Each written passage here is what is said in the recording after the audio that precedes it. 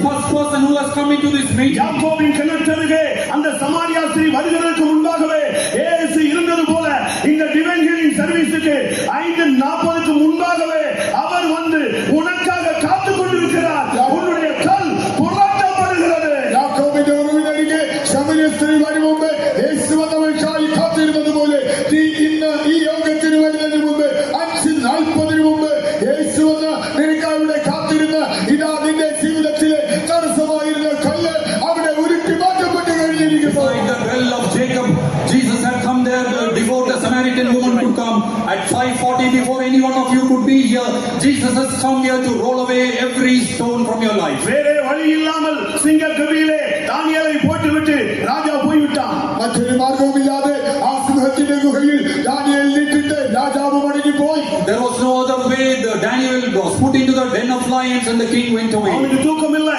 അവന് ഉറക്കമൊന്നുമില്ല. The king could not sleep. அதிகாலையிலே சூரியன் உதித்த பொழுது அந்த சிங்க கவிக்கு நேராக ஓடி வந்தான். പുലർച്ചയ്ക്ക് സൂര്യൻ ഉദിച്ച മാത്രയിൽ സിംഹത്തിന്റെ ഗുഹയുടെ നേരെ അവൻ ഓടി വന്നു. Early in the morning when the sun had risen, the king came running to the den of நீ lions. இடைவிடாமல் ஆராதிக்கிற தேவன் உன்னை சிங்கங்களின் வாய்களுக்கு தப்புவிக்க வல்லவராய் இருந்தாரா என்கிற ஒரு கேள்வி அந்த சிங்க கவியை நோக்கி அனுப்பப்பட்டது. ആ സിംഹത്തിന്റെ ഗുഹയ്ക്ക് നേരെ പ്രകാരം ഒരു ചോദ്യം മുഴുവൻ ചെല്ലുകയാണ്. നീ ഇടവിടാതെ സേവിച്ചു വരുന്ന ദൈവം നിന്നെ സിംഹത്തിന്റെ വായിൽ നിന്ന് രക്ഷിപ്പാൻ പ്രാപ്തനായോ? The king, the Lord whom you serve day and night, has he delivered you from the mouth of the lions? That question came to the den. இடைவிடாமல் தேவனை ஆராதிக்கிற தேவனுடைய ஜனமே, இந்த காலை இந்த மாலை வேளையிலே உனக்காக தேவன் உதிக்கிறார். எந்த மனுஷனையும் பிரகாசிப்பிக்கிற அவர் உன் வாழ்க்கையிலே உதித்து இதுவரை கெச்சித்துக் கொண்டிருந்த அந்த வல்லமையின் வாயை கட்டுகிறார். ഇടവിടാതെ ദൈവത്തെ ആരാധിച്ചു വരുന്ന പ്രിയ സഹോദരങ്ങളെ, ഇതാ നിന്റെ ജീവിതത്തിൽ ആ കർത്താവ് ഉദിക്കുകയാണ്. നിന്റെ ജീവിതത്തിൽ മുന്നേറ്റം വരാതെ നിനക്കെതിരായി പോരാടിയ ആ ഗർജിക്കുന്ന സിംഹത്തിന്റെ വായടച്ചുകൊണ്ട് ഇതാ അവനോട് നിനക്കായി ഉദിക്കുന്നു. Oh dear brother and sister, serving the Lord day and night, behold our Lord is coming to bind up every mouth of the lion. உன் சுகவாழ்வு இன்றைக்கு துளிர்க்க போகிறது. ഇതാ നിന്റെ ജീവിതത്തിന്റെ ശുഭത ഇന്ന് തളിർക്കും.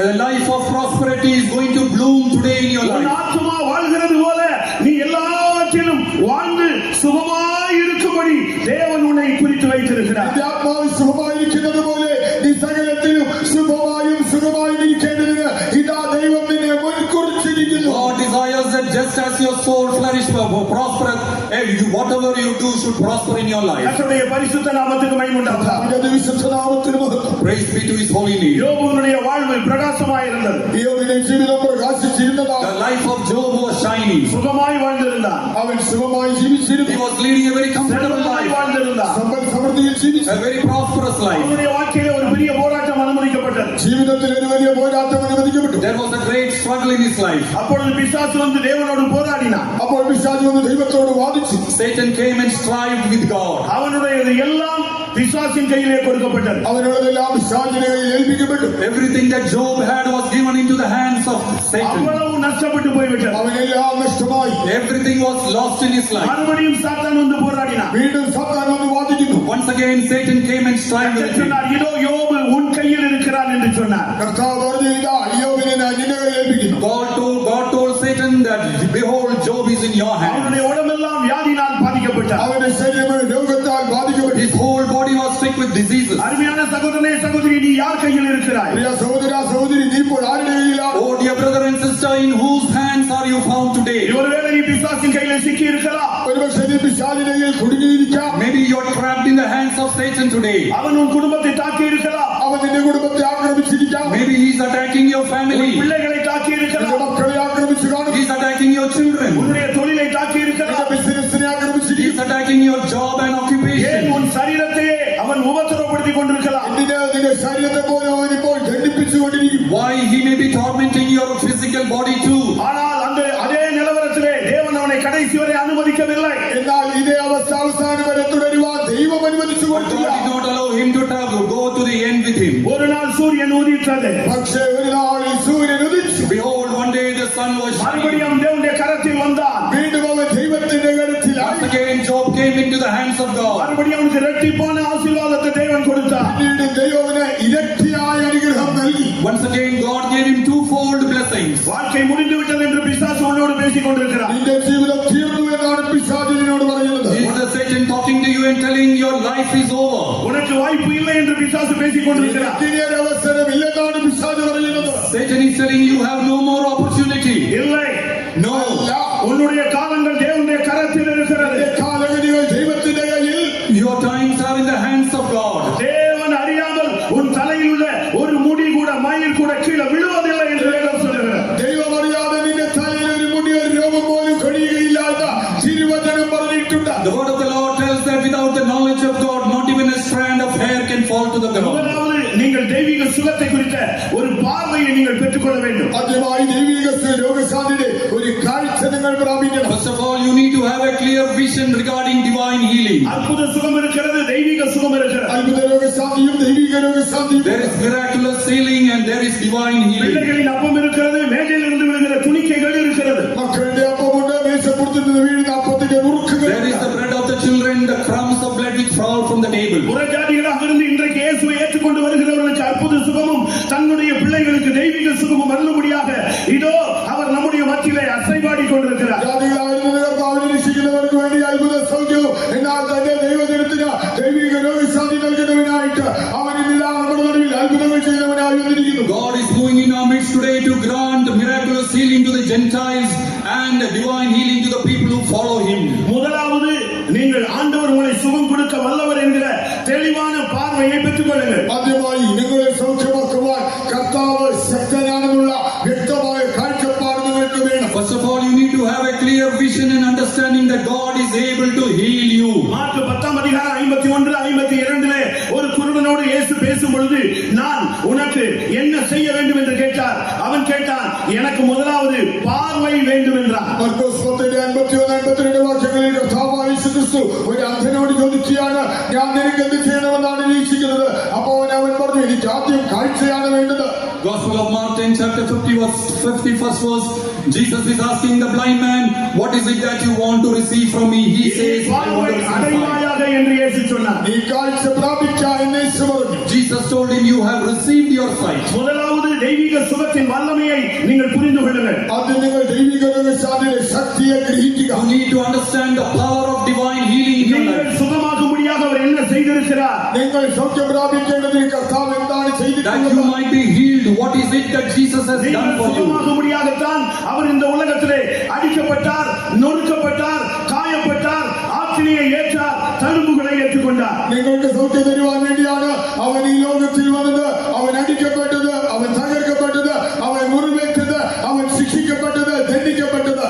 For your healing, he came into this world. He was bruised, he was broken, he was wounded. அவர் இந்த உலகத்திலே நம்மை மீட்கும்படியாக தன்னையே ஜீவனை அவர் மீட்கும் பொருளாக கொடுத்து வந்தார். നമ്മെ വീണ്ടെടുക്കുവാൻ ഈ ലോകത്തിൽ തന്നെ തന്നെ ഒരു വീണ്ടെടുപ്പ് ബലിയായി നൽകുവാൻ യേശു ലോകത്തിൽ വന്നു. He gave his own life as a ransom for us. பிரியமானவர்களே, அன்றைக்கு இயேசு கிறிஸ்து சிலுவையிலே ஆணி அடிக்கப்பட்டார் என்று சொல்லுகிற வார்த்தை புறஜாதிகளுக்கு ஒரு பைத்தியமாக தோன்றும். ஆனால் நமக்கோ அவர் சிலுவையிலே வெற்றி சிறந்தார் என்கிற சத்தியம் இருக்கிறது. കർത്താവായ യേശു ക്രിസ്തുവിന്റെ ക്രൂശിൽ ആണികളാൽ തറയ്ക്കപ്പെട്ടെന്ന് പറയുമ്പോൾ വിജാതിയർക്ക് അതൊരു ഭോഷത്വമായി തോന്നുമ്പോൾ നമ്മെ സംബന്ധിച്ചിടത്തോളം കർത്താവായ യേശു ക്രിസ്തു കാൽവരി ക്രൂശിൽ ജയോത്സവം കൊണ്ടാടി എന്നുള്ള സത്യമത്രേ. The fact that Jesus Christ was crucified on Calvary is a matter of mockery for the Gentiles, but for us it brings about a great victory in our life. அவர் சிலுவையிலே அவர் ஆணி அடிக்கப்பட்டது அல்ல. கொலோசியர் 2:14-17 சொல்லுகிறது, எல்லா வல்லமைகளையும், துரைத்தனங்களையும், அதிகாரங்களையும், வியாதியையும், பிசாசையும், மாம்சத்தையும், உலகத்தையும் உரிந்து கொண்டு அவனை சிலுவையிலே அவர் ஆணி அடித்தார். അവിടെ കർത്താവായ യേശു ക്രൂശിൽ യേശുവല്ല ആണികളാൽ തറയ്ക്കപ്പെട്ടത്. കൊലോസ്യർ 2:15 വായിക്കുമ്പോൾ അവൻ സകല വാഴ്ചകളെയും അധികാരങ്ങളെയും എല്ലാം അവിടെ ആയുധവർഗം വെപ്പിച്ചിട്ട് ശാപങ്ങളെ, രോഗങ്ങളെ, സകല വൈശാചിക ശക്തികളെയെല്ലാം അവയെ ആയുധവർഗം വെപ്പിച്ചിട്ട് അവയെ കർത്താവ് ക്രൂശിൽ തറയ്ക്കുകയത്രേ ചെയ്തത്. Every power and every principalities, every sicknesses, every curse he has crucified on Calvary for you. இந்த மாலை வேளையிலே எத்தனையோ வல்லமைகள் இங்கே உலாவிக் கொண்டிருக்கிறது. ഈ സന്ധ്യാവേളയിലും ഇവിടെ എത്രയോ ദുഷ്ടശക്തികൾ ഇവിടെ കറങ്ങി നടക്കുന്നുണ്ട്. This evening there are so many evil spirits moving around you. உங்களோடு போராடின வல்லமைகள், നിങ്ങളോട് പോരാടിക്കൊണ്ടിരുന്ന ശക്തികൾ, All that power which was இந்த striving with தேசத்திலே you. போராடிக் கொண்டிருக்கிற வல்லமைகள், ദേശത്തിൽ പോരാടുന്ന துர்சக்திகள் the evil power striving against this land. எல்லாவற்றையும் முறியடிக்கிறவர் இங்கே வந்திருக்கிறார். எல்லாத்தினையும் தகர்க்கிறவன் ഇവിടെ വന്നിട്ടുണ്ട്. To destroy every power that the person has come into our midst. எப்படி அவர் சிலுவையிலே ஆணி அடித்தாரோ அதுபோல இன்றைக்கு வியாதியையும் பிசாசையும் இங்கே வந்திருக்கிற ஒவ்வொருவரும் ஆணி அடிக்க வேண்டும். അന്ന് യേശു എങ്ങനെ അവരെ ആണികളാൽ തറച്ചു അതുപോലെ ഇവിടെ വന്നിരിക്കുന്ന എല്ലാവരും ഈ ലോകത്തെ പിശാചിനെ ആണികളാൽ തറയ്ക്കണം. Just as Jesus was crucified with the nails, every sickness, every curse you have to crucify on Calvary today. காலையிலே நாம் தேவனுடைய செய்தியை கேட்டது போல நீங்கள் யாகேலாய் மாறினால் உங்கள் கையிலே ஒரு சுத்தியல், உங்கள் கையிலே ஒரு கூடார ஆணி, இப்பொழுதே வியாதியின் கூரை நீங்கள் ஒடிக்கலாம், பிசாசின் தலையை நசுக்கலாம், விடுதலையோடு நீங்கள் வீட்டுக்கு பயணப்படலாம். രാവിലെ കേട്ടതുപോലെ യാഗേലിന്റെ കയ്യിൽ ഒരു കൂടാരത്തിന്റെ ആണി ഉണ്ടായിരുന്നു, ചുറ്റിക ഉണ്ടായിരുന്നു. അതുപോലെ നിങ്ങൾ ആ ചുറ്റികയും ആണിയും കയ്യിലെടുത്താൽ നിങ്ങൾക്ക് ഇപ്പോൾ തന്നെ പിശാചിന്റെ ശക്തിയെ തകർക്കാം, അവന്റെ തലയെ തകർക്കാം. നിങ്ങൾക്ക് വിടുതലോട് ഭയത്തോട് തിരിച്ചു പോകാം. Just as you heard in the morning, there is a hammer and a nail. If you use that, you can deliver nail every power of the wicked one and have victory. இயேசுவையும் இயேசுவின் நாமத்தையும் இயேசுவின் வார்த்தையையும் உங்கள் வாயிலை உச்சரித்துக் கொண்டே இருங்கள். യേശുവിനെ തന്റെ നാമത്തെ തന്റെ വചനങ്ങളെ നിങ്ങളുടെ അധരങ്ങൾ കൊണ്ട് ഏറ്റുപറഞ്ഞുകൊണ്ടേയിരിക്കും. The name of Jesus has to be continuously spoken in your mouth. ஒருவேளை நீங்கள் ஓரளவு சுகம் கிடைத்தால் போதும் என்று நீங்கள் வந்திருக்கலாம். ഏകദേശം ഒന്ന് സൗഖ്യം കിട്ടിയാൽ മതിയെന്ന് നിങ്ങൾ ചിന്തിച്ചു വന്നിരിക്കാം. You may be thinking that I just want a small healing. ஆனால் கர்த்தர் கொடுக்கிற சுகம் எப்படிப்பட்ட சுகம்? എന്നാൽ കർത്താവിന്റെ സൗഖ്യം എങ്ങനെയുള്ളത്? But what kind of a healing does God give you? சூரியன் கொடுக்கிற சுகம் எப்படிப்பட்டது? നീതി സൂര്യൻ നിങ്ങൾക്ക് തരുന്ന സൗഖ്യം എങ്ങനെയുള്ളത്? What is the healing the Son of Righteousness is able to give you? யோபு 33 அதிகாரம் യോബ് 33 24, 25, 26 பார்க்கும் பொழுது 24, 25, 26 Book of Job. அங்கே தேவன் கொடுக்கிற சுகம் எப்படிப்பட்டது? ദൈവം നൽകുന്ന സൗഖ്യം എങ്ങനെയുള്ളത്? What kind of healing does God give you there? ആമേൻ. 25 വാസിയും 25 അപ്പോൾ അവന്റെ ദേഹം യൗവന ചൈതന്യത്താൽ പുഷ്ടിയിലേക്കും അവൻ ബാല്യപ്രായത്തിലേക്ക് തിരിഞ്ഞു വരും. அப்பொழுது அவன் மாம்சம் வாலிபத்தில் இருந்ததை பார்க்கிலும் ஆரோக்கியமடையும், தன் வாழ வயது நாட்களுக்கு திரும்புவான்.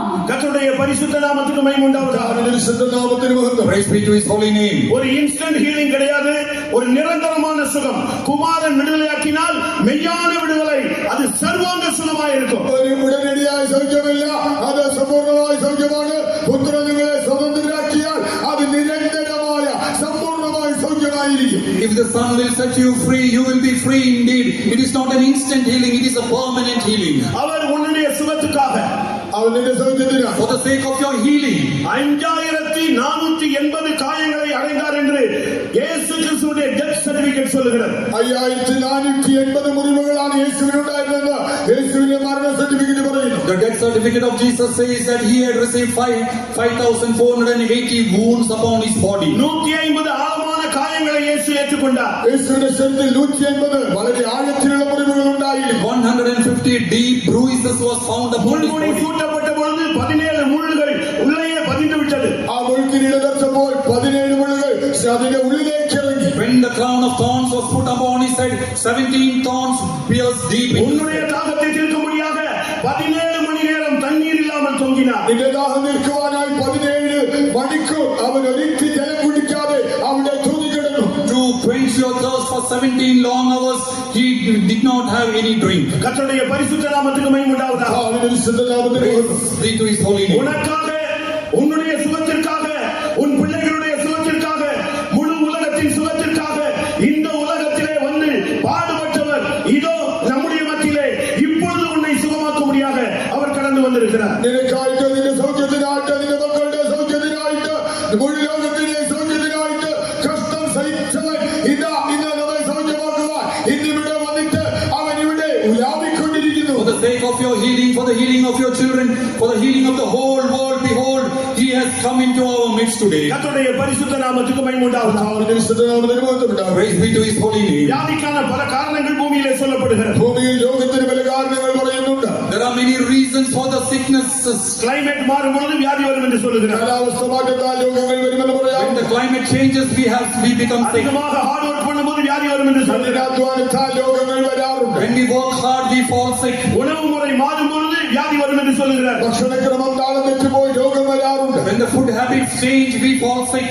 சில இடங்களிலே சில வியாதி உண்டு என்று சொல்லுகிறார். ചില സ്ഥലങ്ങളിൽ ചില പ്രത്യേക രോഗങ്ങൾ ഉണ്ടെന്ന് പറയുന്നു. In certain places, there are certain diseases. சில வியாதிகள் ட்ரெடிஷனாய் பாரம்பரியமாய் ஒரு சில குடும்பங்களிலே அதே வியாதி தொடர்ச்சியாக பிள்ளைகள் தலைமுறையாக வருகிறது என்று சொல்லுகிறார். ചില കുടുംബങ്ങളിൽ ചില രോഗങ്ങൾ മാതാപിതാക്കളിൽ നിന്ന് മക്കളിലേക്ക് തലമുറയായി പാരമ്പര്യമായി കൈമാറുന്നു എന്ന് പറയുന്നു. There are certain sicknesses which come into the family generation after generation. மத்தேயு 9ஆம் அதிகாரம் 2ஆம் வசனத்தை நாம் பார்க்கும் பொழுது മത്തായി 9:2 വായിച്ച് Matthew 9:2. ஒரு திமிர்வாதக்காரனை இயேசுவினிடத்திலே கொண்டு வருகிறார். ഒരു പക്ഷപാതക്കാരനെ യേശുവിന്റെ അടുക്കൽ കൊണ്ടുവന്നു. A man of palsy was brought to Jesus. இயேசு அவனை பார்த்து உன் பாவங்கள் மன்னிக்கப்பட்டது என்று சொன்னார். യേശുവിനോട് പറഞ്ഞു നിന്റെ പാപങ്ങൾ മോചിച്ചിരിക്കുന്നു. Jesus looked at him and told that your sins have been அவனுடைய forgiven. வியாதிக்கு காரணம் அவனுடைய வாழ்வின் பாவம். തന്റെ രോഗത്തിന്റെ പിന്നിലെ കാരണം അവന്റെ ജീവിതത്തിലെ പാപം. The reason for his sickness was the sin in his life. என்ன பாவம் என்று இயேசு சொல்லவில்லை. ഇന്ന പാപമെന്ന് യേശു പ്രത്യേകം പറഞ്ഞില്ല. Jesus did not tell what is this sin in his life. பாவங்களை மன்னிக்க அவருக்கு அதிகாரம் இருந்தது. പക്ഷേ പാപങ്ങളെ മോചിക്കുവാൻ അവന് അധികാരമുള്ളത്. But he had the authority to forgive all the sins. அந்த பாவம் மன்னிக்கப்பட்ட போது ആ പാപം മോചിക്കപ്പെടുമ്പോൾ And when the sin was forgiven, அந்த திமிர்வாதம் அவனை விட்டு ஓடி போய்விட்டது. പക്ഷപാതം അവനെ വിട്ടോടിപ്പോയി. he was healed of palsy. அருமையான தேவனுடைய ஜனமே, യാ ദൈവജനമേ, Oh dear children of God, உன்னுடைய வியாதிக்கு பாவம் காரணமாக இருக்கிறதா என்பதை ஒரு விஷயம் நீ சிந்தித்து பார். നിന്റെ രോഗത്തിന്റെ കാരണം പാപമാണ് എന്നുള്ളത് നീ ഒരു നിമിഷം ഒന്ന് ചിന്തിച്ചു നോക്കിയാട്ടെ. for a moment you ponder and think whether the reason for your sickness is your sin. ஏனென்றால் அவர் உலகத்தின் பாவங்களை சுமந்து தீர்த்த தேவ ஆட்டுக்குட்டி. എന്തുകൊണ്ടെന്നാൽ ലോകത്തിന്റെ പാപങ്ങളെ ചുമന്നൊഴിച്ച ദൈവത്തിന്റെ കുഞ്ഞാണ്. Behold, he is the Lamb of God who carries away the sins of the உன்னுடைய world. வியாதிகளுக்காக அவர் அடிக்கப்பட்டது மாத்திரமல்ல, உன்னுடைய பாவங்களையும் அவர் சுமந்து தீர்த்திருக்கிறார். നിന്റെ രോഗങ്ങൾക്കായി അവൻ മുറിവേറ്റത് മാത്രമല്ല, നിന്റെ പാപങ്ങളെയും അവൻ തന്മേൽ ചുമന്നൊഴിച്ചിരിക്കുന്നു. He was beaten not only for your sins but also for your sicknesses. யோவான் 5ஆம் அதிகாரத்தை நாம் பார்க்கும் பொழுது യോഹന്നാൻ 5-ാം അധ്യായം നോക്കിയാൽ As we turn to John 5th chapter, 38 வருடமாக பாதிக்கப்பட்ட ஒரு மனிதனை நாம் பார்க்கலாம். 38 ആണ്ടുകൾ രോഗിയായിരുന്ന ഒരു മനുഷ്യനെ കാണാം. we see a person who was afflicted for 30 தேடி years. போய் குணமாக்கினார். യേശു അവനെ അന്വേഷിച്ചു പോയാണ് സൗഖ്യമാക്കിയത്. Jesus went seeking after him and healed him. 38 வருடமாக அந்த வியாதி இருந்ததுக்கு காரணம் என்ன? ആ വ്യാധി 38 ആണ്ടുകൾ അവിടെ ഉണ്ടാകുവാൻ കാരണമെന്ന് What is the reason he had that infirmity for 38 years? யோவான் 5:14 பார்க்கும் பொழுது இயேசு அவனை திரும்ப ஒரு இடத்தில் சந்தித்து சொல்லுகிறார், அதிக கேடானது ஒன்று உன்மேல் இனிமேல் வராதபடி நீ பாவம் செய்யாதே. യോഹന്നാൻ 5:14 യേശു അവനെ വീണ്ടും അടുത്ത് വെച്ച് കണ്ടപ്പോൾ പറഞ്ഞു, അധികം ദോഷമായത് ഭവിക്കാതിരിക്കുവാൻ ഇനി പാപം ചെയ്യരുത്. And Jesus looking unto him, he said that there might not be more severity. You go and sin no more. பிரியமானவர்களே, ஏதாவது மறைவான பாவங்கள், ஏதாவது துணிகரமான பாவங்கள் இந்த வார்த்தையை கேட்டுக் கொண்டிருக்கும் பொழுதே உணர்த்தப்பட்டால் கர்த்தருடைய கரத்திலே ஆண்டவரே என்னை மன்னியும் என்று சொல்லுங்கள், சுகத்தோடு வீட்டுக்கு போகலாம். ഏതെങ്കിലും രഹസ്യപാപങ്ങളെ കുറിച്ചോ മനഃപൂർവ്വമായി ചെയ്ത പാപങ്ങളെ കുറിച്ചോ ഇപ്പോൾ കേട്ടിട്ട് നിങ്ങൾ അതിനെ കുറിച്ച് ബോധവാനായാൽ കർത്താവേ ക്ഷമിക്കണമെന്ന് പറഞ്ഞാൽ ഇന്ന് നിങ്ങൾ സൗഖ്യത്തോടെ മടങ്ങി പോകാം. You ask the Lord for forgiveness, you can receive healing if he is going to remind you of any grievous sin in your life. யோவான் 8:11 ஒரு பெண்ணை பார்த்து இயேசு சொன்னார், இனி நீ பாவம் செய்யாதே. യോഹന്നാൻ 8:11 ഒരു യേശു സ്ത്രീയോട് പറഞ്ഞു, ഇനി പാപം ചെയ്യരുത്. John 8:14, he looks at a woman and says, you sin no more. இந்த பாவம் உன்னுடைய எலும்புகளுக்குள்ளே போய் தங்கி விடுகிறது. ഈ പാപം നിന്റെ അസ്ഥികൾക്കുള്ളിൽ ചെന്ന് പാർക്കുന്നു. This sin will go and enter into your bones and stay there. வேதம் அப்படித்தான் சொல்லுகிறது. ബൈബിൾ അതാണ് പറയുന്നത്. And that is what the word of the Lord says. 38ஆம் சங்கீதம் 3ஆம் வசனத்தை நாம் பார்க்கும் பொழுது 38-ാം സങ്കീർത്തനം 3-ാം വാക്യത്തിൽ Psalms 38 verse 3 you read. என்னுடைய பாவத்தினாலே என்னுடைய எலும்புகளில் சௌக்கியமில்லை என்று ஒரு மனிதன் அறிக்கையிடுகிறார். ഒരു മനുഷ്യൻ ഏറ്റു പറയുകയാണ്, എന്റെ പാപനിമിത്തം അസ്ഥികളിൽ എനിക്കൊട്ടും സ്വസ്ഥതയില്ല. It is written here that there is no rest in my bones because of my யோபு sin. 20:11 நாம் பார்க்கும் பொழுது യോബ് 20:11 വായിച്ചാൽ Job 20:11 when you read. அவனுடைய எலும்புகள் அவனுடைய வால வயதின் பாவங்களினால் நிறைந்திருக்கிறது. അവന്റെ അസ്ഥികൾ അവന്റെ യൗവനത്തിലെ പാപങ്ങൾ കൊണ്ട് നിറഞ്ഞിരിക്കുന്നു. His bones are filled with the sins of his youngest age. பாவம் உன்னுடைய எலும்புகளுக்குள்ளே இருக்கும் பொழுதுதான் இந்த வியாதி உனக்குள்ளே நீடித்துக் கொண்டே வருகிறது. പാപം നിന്റെ അസ്ഥികൾക്കുള്ളിൽ ഇരിക്കുമ്പോഴാണ് ഈ രോഗം ദീർഘിച്ചു വർദ്ധിച്ചുകൊണ്ടേയിരിക്കുന്നത്. When this sin is existing in your bones, your sickness also will continue. யோபு 30:17 நாம் பார்க்கும் பொழுது யோபு 30:17 In Job 30:17, என் எலும்புகள் எல்லாம் துளைக்கப்படுகிறது, എന്റെ അസ്ഥികളെല്ലാം തുളയ്ക്കപ്പെടുന്നു, my bones are pierced in the night N season, நரம்புகளுக்கு இளைப்பாறுதல் இல்லாமல் போய்விட்டது, എന്റെ ഞരമ്പുകൾക്ക് സ്വസ്ഥതയില്ലാതെ in പോയിരിക്കുന്നു. my sinews there is no rest. நோயின் உக்கிரத்தினால் என்னுடைய உடையெல்லாம் மாறி போய்விட்டது, ഇതാ രോഗത്തിന്റെ കാഠിന്യത്താൽ എന്റെ വസ്ത്രം നിരൂപമായി. Because of the severity of my disease, my garment has gone. யோபு 33:19 பார்க்கும் பொழுது യോബ് 33:19 തന്റെ Job 33:19. அவன் தன் படுக்கையிலே வாதையினால் கஷ்டப்படுகிறான், തന്റെ കിടക്കമേൽ അവൻ വേദനയാൽ ശിക്ഷിക്കപ്പെടുന്നു. சகல எலும்புகளிலும் அகோரமான நோவினாலும் அவன் தண்டிக்கப்படுகிறான். അവന്റെ എല്ലാ അസ്ഥികളിലും ഇടവിടാതെ പോരാട്ടത്താൽ അവൻ ദണ്ഡിപ്പിക്കപ്പെടുന്നു. He is chastened also with the pain upon his bed and the multitude of his bones. யோபு தன்னுடைய வாழ்க்கையிலே வியாதியினால் பாதிக்கப்பட்ட பொழுது என்ன சொன்னான்? യോബ് തന്റെ ജീവിതത്തിൽ രോഗത്താൽ കഷ്ടപ്പെട്ടപ്പോൾ എന്താണ് പറഞ്ഞത്? When Job was afflicted with these diseases in his life, what did he அவன் say? உத்தமன், അവൻ ഒരു നിഷ്കളങ്കൻ, He was a upright person. അവൻ ഒരു നല്ല മാർഗത്തിൽ He നടക്കുന്നവൻ, was an upright person. தேவனுக்கு பயந்தவர். അവൻ ദൈവഭക്തൻ. He feared God.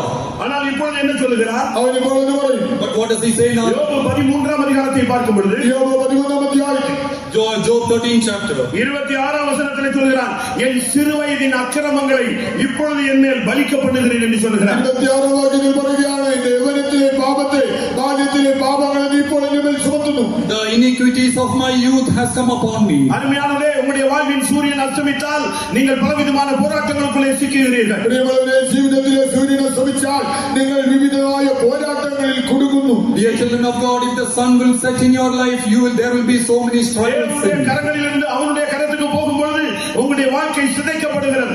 ദൈവത്തിന്റെ കരത്തിൽ നിന്ന് പിശാചിന്റെ കയ്യിൽ ചെല്ലുമ്പോൾ നിങ്ങളുടെ ജീവിതം അവിടെ തകർക്കപ്പെടുന്നു. When your life from the hand of God it goes into the hand of Satan, your life will get scattered. ஆனாலும் இயேசு நமக்காக மீட்கும் பொருளை தன்னை ஜீவனை கொடுத்து நம்மை மீட்டுக் கொண்டார். എന്നാൽ യേശു തന്റെ ജീവനെ മറുവിലയായി മറുപൊരുളായി നൽകി അവൻ നമ്മെ വീണ്ടെടുത്തു. But Jesus Christ to redeem us, he gave his own life as a ransom for us. இந்த காலவேளையிலே உன்னுடைய பாவத்தை நீ ஒத்துக்கொள். ഈ സന്ധ്യാവേളയിൽ നിന്റെ പാപങ്ങളെ നീ സമ്മതിക്കുക. This evening you admit your shortcomings. மறைவான குற்றங்களை அப்படியே விட்டுவிடு. നിന്റെ ജീവിതത്തിലെ രഹസ്യപാപങ്ങളെല്ലാം ഉപേക്ഷിക്കുക. All the hidden sins you forsake. துணிகரமான பாவங்களுக்கு இன்றைக்கு ஒரு முடிவெடு. സ്വമേധ പാപങ്ങളെ നിർത്തുവാൻ തീരുമാനിക്കുക. All the serious sins in your life you forsake them. அப்படியானால் இப்பொழுதே கர்த்தர் உன்னை குணமாக்குகிறார். അങ്ങനെയെങ്കിൽ കർത്താവിത തൽക്ഷണം നിന്നെ സൗഖ്യമാക്കും. If that be so, this moment God is going to heal you. பாவத்தினால் தான் எலும்புகளில் சௌக்கியம் இல்லை. പാപത്താലാണ് അസ്ഥികളിൽ സൗഖ്യമില്ലാത്തത്. It is because of the sin there is no healing in your bones. அது மாத்திரமல்ல, മാത്രവുമല്ല, Not only that, வியாதிக்கு இன்னொரு காரணம் இருக்கிறது. രോഗത്തിന് മറ്റൊരു കാരണമുണ്ട്. there is one more reason for your sickness. அவன் தான் பிசாசு. അത് പിശാചാണ്. It is devil himself. இன்றைக்கு எத்தனையோ பேருக்கு பலவிதமான வியாதிகள் வருகிறது. அதற்கு பின்னாலே ஒரு சக்தி இருக்கிறது. എത്രയോ പേർക്ക് പല രോഗങ്ങൾ വന്നിട്ടുണ്ടെങ്കിൽ അതിന്റെ പിന്നിൽ ഒരു ശക്തിയുണ്ട്. There is a power behind every sickness that is afflicting man today. உன்னுடைய தோல்வி இருக்கும் பொழுது அந்த வியாதி நீ எங்கே போனாலும் உன்னோடு வந்து கொண்டே இருக்கும். നിന്റെ ജീവിതത്തിൽ തോൽവിയുള്ളപ്പോൾ നീ രോഗം എവിടെ പോയാലും അത് നിന്റെ പിന്നാലെ വന്നുകൊണ്ടിരിക്കും. When there is a failure, when there is a defeat in your life, wherever you go, that will pursue you. சகரியா 3 அதிகாரம் முதல் 3 வசனங்களை பார்க்கும் பொழுது സെഖര്യാ 3 അധ്യായം 1 മുതൽ 3 വരെ വായിച്ചാൽ When you read Zechariah 3rd chapter, ஒரு தேவனுடைய மனிதன் தேவனுடைய சன்னிதானத்துக்கு வருகிறான். ഒരു ദൈവപുരുഷൻ ദൈവസന്നിധിയിൽ വരുന്നു. a man of God came to the presence of God. ஆனால் அவன் கூடயே அவனுக்கு தீங்கு செய்ய முடியாத ஒரு அந்நிய வல்லமையும் பின்னாலேயே வந்து கொண்டிருக்கிறது. എന്നാൽ അവനോടൊപ്പം അവന് ദോഷം ചെയ്യേണ്ടതിന് ഒരു അന്യശക്തി അവന് പിന്നാലെ വരുന്നു. But there is a evil power which is following him. காரணம் அவனுடைய அக்கிரமம் பாவம். കാരണം എന്നാൽ അവന്റെ അതിക്രമം പാപം. The reason is because of his iniquities, because of his sin. பாவம் இருக்கும் பொழுது வியாதிக்கு பின்னாலே அதை காரணம் காட்டி ஒரு வல்லமை பிசாசு பின்னாலேயே வருகிறான். പാപത്തിന്റെ ഫലമായിട്ട് രോഗം അതിന് പിന്നിലെ അതിന്റെ കാരണത്തെ ചൂണ്ടിക്കാണിച്ചുകൊണ്ട് പിശാച് പുറകെ വരുന്നു. When there is sin, there is a sickness, and Satan will show that sin in your life and follow you. வியாதிக்கு பின்னாக பிசாசு இருக்குமானால் பிசாசு துரத்தப்பட வேண்டியது அவசியம். രോഗത്തിന്റെ പിന്നിൽ പിശാചാണെങ്കിൽ അവൻ അട്ടിയോടിക്കപ്പെടേണ്ടത് ആവശ്യം. If Satan is behind your sickness, he has to be first driven away. மத்தேயு 9 அதிகாரம் 32 33 வசனங்களை பார்க்கும் பொழுது 8:32-33 വാക്യങ്ങൾ. Matthew 9:32-33. அங்கே ஒரு ஊமையான ஒரு பிசாசு அவனை ஊமையாக மாற்றி விட்டது. ഒരു പിശാച് ആ വ്യക്തിയെ ഊമനാക്കി மாற்றி Here the Satan made a person dumb. மத்தேயு 12:22 பார்க்கும் பொழுது மத்தாய் 12:22 Matthew 12:22. அங்கே ஒரு பிசாசு ஒருவனை பிடித்த பொழுது அவனை குருடனாக அவனை ஊமையனாக மாற்றிவிட்டது. അവിടെ പിശാച് ഒരുവനെ പിടിച്ചപ്പോൾ അവനെ അന്ധനാക്കി മൂകനാക്കി മാറ്റി. And when Satan afflicted a person, he was made blind. Mark 9:17 இல்லாவிட்டால் 15:25 பார்க்கும் பொழுது മർക്കോസ് 9:17-25 വായിക്കുമ്പോൾ Mark 9:25. ஒரு வாலிபனை ஒரு ஆவி பிடித்தது, அது ஊமையும் செவிடுமான ஒரு ஆவி. ഒരു യുവാവിനെ ഒരു ദുരാത്മാവ് ഗ്രസിച്ചു, അത് ഊമനും ചെകിടനുമായ A ദുരാത്മാവ്. youngster was afflicted with the evil spirit, it made him deaf and dumb. அருமையானவர்களே, உங்களுக்கு இப்படிப்பட்ட பாதிப்புகள் இருக்கிறதா? പ്രിയരേ, ഇങ്ങനെയുള്ള പൈശാചിക ആക്രമണങ്ങൾ നിങ്ങൾക്കുണ്ടോ? Oh dear children of God, are you afflicted in this manner? உன்னால் பேச முடியவில்லையா? നിനക്ക് സംസാരിക്കാൻ Are you not കഴിയുന്നില്ലേ? able to speak? உன்னால் பார்க்க முடியவில்லையா? കാഴ്ചയില്ലേ? Are you not able to see? உன்னால் கேட்க முடியவில்லையா? பார்க்க முடியவில்லையா? பேச முடியவில்லையா? കേൾക്കാനോ കാണാനോ സംസാരിക്കാനോ കഴിയുന്നില്ലേ? Are you not able to hear, speak? எந்த கட்டுகளில் நீ இருந்தால், നീ ഏത് ബന്ധനത്തിലായാൽ Whatever bindings you are in இந்த today. பிசாசின் கிரியைகளை அழிக்கும்படியாகத்தான் இயேசு இந்த உலகத்தில் வந்தார். ഈ പിശാചിന്റെ പ്രവൃത്തികളെ നശിപ്പിക്കുവാനത്രേ യേശുവാകുന്ന ദൈവപുത്രൻ ലോകത്തിൽ വന്നത്. The Son of Man came into this world to destroy the works of Satan. இயேசு இந்த உலகத்தில் வந்த பொழுது பிசாசை துரத்தினார், சிலுவையிலே பிசாசின் கிரியைகளை அழித்தார். യേശു ലോകത്തിൽ വന്നപ്പോൾ ഭൂതങ്ങളെ പുറത്താക്കി, എന്നാൽ കാൽവരി ക്രൂശിൽ തൂങ്ങിക്കിടന്നപ്പോൾ അവൻ പിശാചിന്റെ പ്രവൃത്തികളെ നശിപ്പിച്ചു. The works of Satan was destroyed on Calvary, and he drove away Satan when he was in this world. பிசாசுல பெரிய பிசாசு சின்ன பிசாசு அப்படி அல்ல, எல்லா பிசாசும் இயேசுவின் வார்த்தையிலே ஓடத்தான் வேண்டும். പിശാചിൽ ചെറിയ പിശാച് വലിയ പിശാചെന്നില്ല.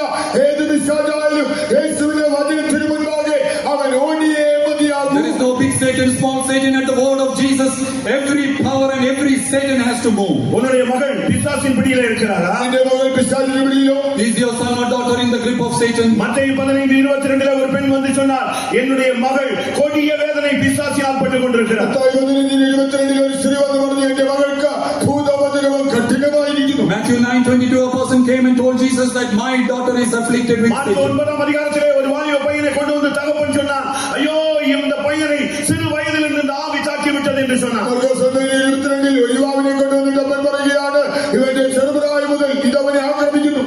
Mark 9:22, a father comes and tells Jesus from his young age he has been afflicted with this evil spirit. இன்றைக்கும் கூட பிசாசு பல விதங்களிலே போராடுகிறார். എന്നും പിശാച് പല വിധത്തിൽ പോരാടും. Even today Satan is striving in different ways. ஒரு காலத்தில் இப்படி கூட்டம் நடத்தினால் நூற்றுக்கணக்கான பேர் ஆடிக்கொண்டிருப்பார்கள். ഒരു കാലയളവിൽ ഇതുപോലെ ഒരു യോഗം നടത്തിയാൽ നൂറുകണക്കിന് ആളുകൾ പിശാച് പിടി ചാടും. Once upon a time when meetings are conducted like this, hundreds of people will start dancing. இப்ப பிசாசு ஆடுகிறது இல்ல, வாழ்க்கையை ஆட்டிக்கொண்டிருக்கிறார். ഇപ്പോൾ പിശാച് ഇളകി ആടുന്നതിന് പകരം നിന്റെ ജീവിതത്തെ ഇളക്കി ആട്ടിക്കൊണ്ടിരിക്കുന്നു. Today Satan doesn't dance in the meetings, but he is playing with your life. இன்றைக்கு இந்த மாலை வேளையிலே, ഇന്നോ ഈ സന്ധ്യാവേളയിൽ Today this evening, இன்றைக்கு நீங்கள் பிசாசை நீங்களே துரத்த வேண்டும். ഇന്ന് നിങ്ങൾ തന്നെ പിശാചിനെ പുറത്താക്കണം. today you yourself should drive away ஒரு every விசுவாசி Satan. என்றால் என்ன அடையாளம்? ഒരു വിശ്വാസിന്റെ അടയാളം എന്ത്? What is the sign of a believer? இதுக்கு ஒரு பாஸ்டர் தேவையில்லை, ഇതിനൊരു വാസ്തവന്റെ You ആവശ്യമില്ല. don't need a pastor for that. இதுக்கு ஒரு gifted person தேவையில்லை. ഇതിനൊരു വരപ്രാപ്തൻ You വേണ്ടതില്ല. don't need any gifted person for that. நீ விசுவாசியானால் நீயே பிசாசை துரத்தலாம்.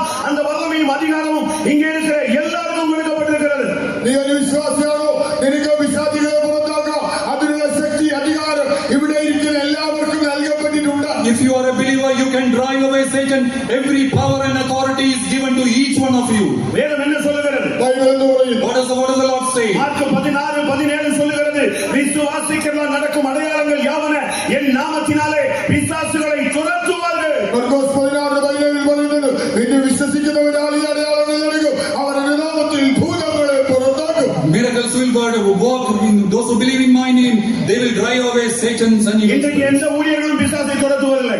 ഇന്ന് ശുശ്രൂഷകരാരും പിശാചികളെ പുറത്താക്കുന്നില്ല. Today no servant of God is going to drive away. அபிஷேகத்தை எந்த விசுவாசியும் பிசாசை துரத்துகிறதில்லை. അഭിഷേകം പ്രാപിച്ചതായ ഒരു വിശ്വാസി പിശാചികളെ പുറത്താക്കുന്നില്ല. If you are anointed by the Holy Spirit, you can drive away every Satan. அதனால்தான் பிசாசு எல்லா வீடுகளிலும் சபைகளுக்குள்ளும் உள்ளே உலாவிக் கொண்டிருக்கிறார். അതുകൊണ്ടാണ് പിശാച് വീടുകളിലും സഭകളിലും ഇന്ന് അവൻ കറങ്ങി നടക്കുന്നത്. That is why Satan is moving in every house and every faith home. இயேசு சிலுவையிலே அவருடைய தலையை நசுக்கி இருக்கிறார். യേശു ക്രിസ്തു അവന്റെ തലയെ തകർത്ത് കഴിഞ്ഞു. Jesus Christ has destroyed the head of Satan. எந்த ஊழியனும் எந்த விசுவாசியும் இந்த பிசாசுகளை துரத்தாததினால் தான் தேவனுடைய ஜனங்கள் கூட வாழ்க்கையிலே கல்லறையிலே இருக்கிறது போல இருந்து கொண்டிருக்கிறார்.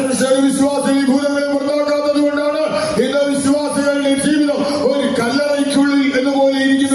the believers and the workers are not driving away the Satan, your life is like the life in a cemetery. Mark 5ஆம் அதிகாரத்திலே நாம் பார்க்கும் பொழுது ஒரு வாலிபன் கல்லறையிலே போய் கிடந்தான். காரணம் என்ன? அந்த வல்லமையை யாரும் துரத்தவில்லை. മർക്കോസ് 5-ാം അധ്യായത്തിൽ ഒരു യുവാവ് കല്ലറയിലാണ്. എന്താണ് കാരണം? ആ ദുഷ്ടശക്തിയെ ആരും പുറത്താക്കിയില്ല. In Mark of chapter, there is a youngster who is living in the cemetery. The reason is that nobody drove away that evil. ஒரு சகோதரிக்கு பிசாசு பிடித்திருந்தது. ഒരു സഹോദരിക്ക് പിശാച് പിടിച്ചിരുന്നു. There was a sister who was afflicted with the evil அந்த spirit. பிசாசை அங்க உள்ள பிசாசுகள் துரத்த முடியவில்லை. ആ പിശാചിനെ അവിടെയുള്ള പിശാചുകൾക്ക് പുറത്താക്കുവാൻ കഴിഞ്ഞില്ല. The evil spirits in that place could not drive away that spirit. அதுல ஒரு ஆவி பேசினது. അതിൽ ഒരു ദുരാത്മാവ് സംസാരിച്ചു. And one evil spirit began to speak. Pentecost சபைக்கு போ, அங்கே இங்கே அந்த ஆவியை துரத்துவார்கள். പെന്തക്കോസ്ത് സഭയിൽ പോയാൽ അവരെ ദുഷ്ടാത്മാവിനെ ഓടിക്കും. You go to a Pentecostal church, they will drive away the evil spirit. இங்கே வந்த பொழுது கொஞ்சம் ஆவியை துரத்தினார்கள், கொஞ்சம் ஆவி உள்ளே இருந்தது. ഇവിടെ വന്നപ്പോൾ ചിലതിനെയൊക്കെ പുറത്താക്കി ചിലത് അവിടെ തന്നെ ഉണ്ടായിരുന്നു. When they came to the church, a little of that spirit went away, but still it was remaining. ஆனால் அந்த பிசாசுடைய டைம் முடிந்து விட்டது. എന്നാൽ ആ പിശാചിന്റെ സമയം കഴിഞ്ഞു. But the time of that Satan had come to an end. அது இந்த சரீரத்தை விட்டு வெளியே போக எத்தனைக்கிறது முடியவில்லை. അത് ഈ ശരീരം വിട്ട് പുറത്തു പോകുവാൻ ശ്രമിച്ചിട്ടും കഴിയുന്നില്ല. That spirit wanted to go away from this body. It was striving much, but still அதுக்கு ஒரு couldn't do. கமாண்ட் பண்ண வேண்டியிருக்கிறது. അതിനൊരാൾ ആജ്ഞാപിക്കേണ്ടിയിരുന്നു. Somebody had to put a command to that evil spirit. அது ஒரு சொந்தக்காரர் வீட்டுக்கு போன பொழுது അത് ഒരു ബന്ധുവിന്റെ വീട്ടിൽ പോയപ്പോൾ When he went to a relative, அந்த ஆவி வந்தது. ആ ദുഷ്ടാത്മാവും that evil spirit also came there. அவன் ஒரு இந்து மனுஷன். അവരൊരു ഹൈന്ദവൻ. He was a Hindu. இந்த ஆவி அவன்கிட்ட பேசினது. ഈ ദുരാത്മാവിനോട് This സംസാരിച്ചു. evil spirit spoke to that Hindu என்னுடைய person. நேரம் முடிந்து விட்டது, நான் போய்விடுகிறேன். എന്റെ സമയം കഴിഞ്ഞ് ഞാൻ പോയിക്കൊള്ളാം. My time is over. I want to go away. ஆனால் யாராவது ஒரு ஆள் என்னை துரத்த வேண்டும். പക്ഷെ ആരെങ്കിലും എന്നെ ഓടിക്കണം. But somebody has to drive me away. அவன் சொன்னான், எனக்கு ஒண்ணுமே தெரியாது. അവൻ പറഞ്ഞു എനിക്കൊന്നും അറിയില്ല. That Hindu person said, I don't know anything. நான் ஆடுவேன், நீ இயேசுவின் நாமத்தில் போ என்று சொல், கடைசியில் நான் வருவேன். என்னுடைய தன்மை போன உடனே நான் இந்த பெண் சுகமாக்கி விடுவார். ഞാൻ ഇളകിയാടും, യേശുവിന്റെ നാമത്തിൽ പോയെന്ന് പറയുക. അപ്പോൾ ഞാൻ പോകും. ഞാൻ പോയി കഴിയുമ്പോൾ ഈ പൊട്ടികൾക്ക് പരിപൂർണമായ സൗഖ്യമുണ്ടാകും. I will start dancing. Then you say, in the name of Jesus, you go away. Then I will go away, and this will உனக்கு விரோதமான வல்லமைகள் போக ஆயத்தமாகி விட்டது. നിനക്ക് വിരോധമായിട്ടുള്ള ശക്തികൾ പോകാൻ ഒരുങ്ങി. Every power is ready now to leave your body. நசரேயனாகிய இயேசுவின் நாமத்திலே என்னை விட்டு வெளியே போய் என்று நீ சொன்னால், இப்பொழுது இந்த கூட்டத்தை விட்டு இந்த ஆவி வெளியே போகும். നസറായനായ യേശുവിന്റെ നാമത്തിൽ എന്നെ വിട്ട് നീ പോകണമെന്ന് നീ പറയുന്ന മാത്രയിൽ ആ ദുരാത്മാക്കൾ ഈ ലോക സ്ഥലത്തെ വിട്ട് തന്നെ ഓടി പോകും. In the name of Jesus of Nazareth, if you command that evil spirit to go, immediately every evil spirit is going to leave you today. விசுவாசம் சொன்ன உடனே நம்முடைய விசுவாசிகள் கொஞ்சம் ஜெர்க்காகிறாங்க. പിശാച് എന്ന് കേൾക്കുമ്പോൾ തന്നെ നമ്മുടെ വിശ്വാസികൾ ഒന്ന് പിൻവാങ്ങുന്നു. When you talk about this evil spirit, விசுவாசிகள் ஊழியக்காரங்க கூட